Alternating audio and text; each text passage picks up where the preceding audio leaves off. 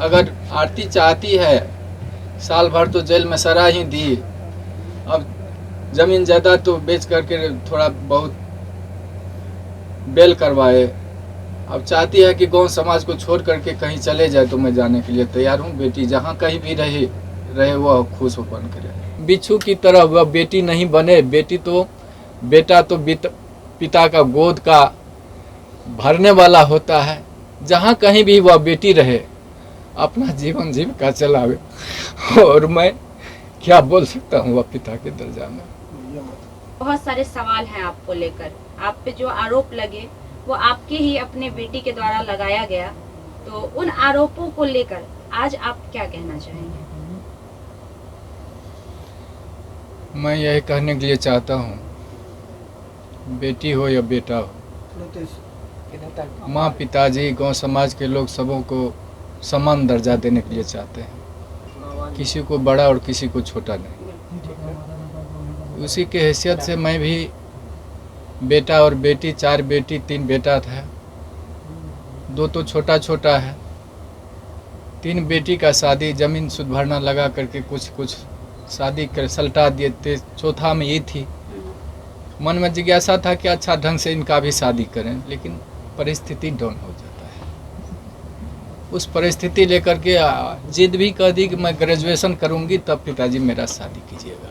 भरोसा दिलाई, सहानुभूति हुआ, अच्छा शिक्षा की ओर झुकाव है तो थोड़ा और सहानुभूति दे करके क्रेडिट लोन विद्यार्थी क्रेडिट लोन ले करके इनको ग्रेजुएशन करवा देते हैं।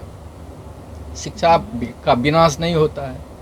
मैं यही चलते उन पर सहानुभूति रखा और जहाँ जहाँ सोचे साइड बिजनेस थोड़ा लगा देते हैं, जीविका से जुड़ा दिए। गाँव समाज में 10 ठो समूह चलाएगी, उससे जो होगा आगे विकास, बुद्धि भी विकास उनका होगा। और सेप्स ऑफ कंपनी से भी जोड़ा दिए थे। वहाँ जहाँ जहाँ अररिया मीटिंग होता था, पूर्णिया मीटिंग होता था, गाड़ी ड्राइव कर करके इस अवस्था में उस बेटी को हमने पहुँचाता था। और बड़ी आत्मबल था कि यह बेटी मेरा कोई रोशन करेगा। लेकिन दुर्भाग्य था, मेरा ही दुर्भाग्य है, वह बेटी आज मेरा कहीं का नहीं रखा। साल भर जेल में सड़वाया, कानून का शरण लिए, लोअर कोर्ट रिजेक्ट किया, जज साहब, वकील साहब, हाई कोर्ट में बेल फाइल किया गया, लेकिन सत परेशान होता है, पराजित नहीं होता है। हाई कोर्ट में बेल फाइल हुआ, वकील साहब शिवानंद बाबू, वकील साहब अजय ठाकुर हाई कोर्ट से रिजेक्ट भी करवा करके किसी तरह से बेल का अनुसंधान जारी किए कि ऐसा जो भी परमात्मा का मौज हुआ, इन लोगों की सहानुभूति मिली। आज साल भर भी जेल से में भी शिवनंदन बाबू की सहानुभूति वर्णन नहीं हो पाता है। वहाँ जेल गेट पर भी पहुँच करके इन्होंने पिता का रोल अदा किया कि अब बंदी मेरा है, अधीक्षक साहब यह बंदी मेरा है, इसको कोई तरह का तकलीफ नहीं होना चाहिए। अहम भूमिका को शिवनंदन बाबू पहुँचाइए और साल भर के बाद बेल लिए। आज उन्हीं का कृपा है कि घर में मुझको नहीं रहा गया। जब बेटी कहा कि यह इसको मैं देखना चाहता हूँ कि आजीवन जेल में यह रहे, मेरा दिमाग नाच गया कि क्या हो रहा है। फिर भी एक शिक्षाप्रद कहानियाँ थी। एक बिच्छू जब पानी में डूब रहा था तो साधु महात्मा पार हो रहे थे, वह बिच्छू को बचाने के लिए अपने हाथ पर लिया। बिच्छू 2 बार डंक मारा, डंक को सह कर करके महात्मा ने वह बिच्छू को पार लगा दिया। तो वही मैं चाहता हूँ कि वह बिच्छू की तरह वह बेटी नहीं बने, बेटा तो पिता का गोद का भरने वाला होता है। जहाँ कहीं भी वह बेटी रहे, अपना जीवन जीविका चलावे। और मैं क्या बोल सकता हूँ वह पिता के दर्जा में। ऐसा नहीं है कि समाज के सारे लोग सिर्फ आपको ही आरोपी के नजर से देख रहे हैं, कहीं ना कहीं दूसरे वर्ग के लोग ऐसे भी हैं जो आपकी बेटी को भी आरोपी के तौर पे देख रहे हैं, क्योंकि गलती की शुरुआत कहीं ना कहीं आपकी बेटी से होती है। अगर शुरू से देखा जाए पूरा मामला का तो। लेकिन जैसे ही आपके आते ही एक बार आरती ने फिर से सवाल शुरू कर दिए, तो आरती के लिए आज आप क्या कहेंगे? वो आरती की मर्जी है, जो करावे।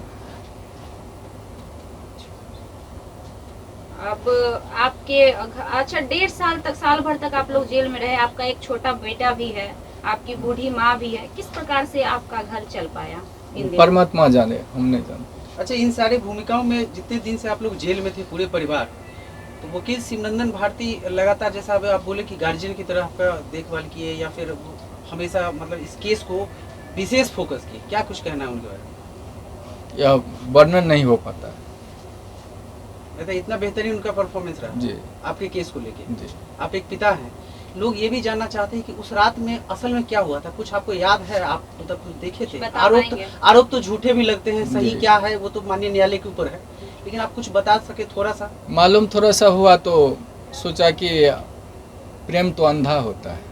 अच्छा। वो समय जो रहता है, वो अवस्था जो रहता है, परे हो रहता है। लेकिन उस पर कितने कितने विद्वान लोगों का भी पैर फिसल जाता है, महात्मा को भी पैर फिसल जाता है। तो हमने सोचा कि जब इस तरह की घटना हुई तो उसको बचाने के लिए हल्ला हुआ कि चोर आ गया है, डकैत आ गया है गोली मारने के लिए। तो उससे पूर्व भी लड़का वो उन्होंने धौंस दिया था कि मैंने गोली से उड़ा दूंगा। किसको दिया था? पवन यादव को, मेरे बेटा रविकांत को। अच्छा। गोली से उड़ा दूंगा, बचने के लिए नहीं दूंगा। उस पीरियड में उन्होंने घर में पकड़ाया तो हल्ला हुआ कि डकैत आ गया, डकैत आ गया। डकैत के दरमियान में पहचाने उसको तो कहा, देखे मेरा जात भाई है, बच्चा है, पैर फिसल गया। उसको बचाने के ख्याल से मैंने घर में बंद किया, और उस दरमियान में कैसे उसका मौत हो गया हम लोगों को कोई जांच का विषय, मतलब आपको इसके बारे में इसके बाद विशेष कुछ जानकारी नहीं? कुछ नहीं। तो आपको नहीं लगता कहीं ना कहीं छोटू को इंसाफ नहीं मिला? हो गया।